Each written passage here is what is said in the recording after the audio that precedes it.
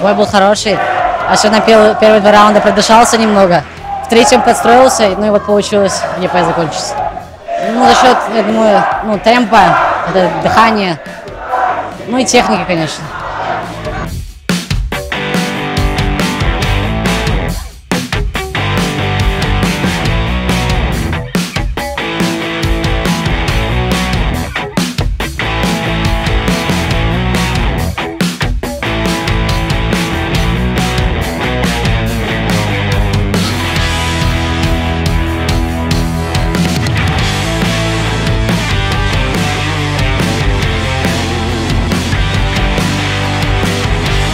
Ну, одержали уверенную победу. 12-1, одно досадное поражение. Здесь комментировать, в общем-то, нечего. Все основные бои будут еще впереди. Здесь очень сильные команды. Первые номера спортсмены Республики Казахстан, Республики Узбекистан, которые на сегодняшний день являются одними из лидирующих в мире.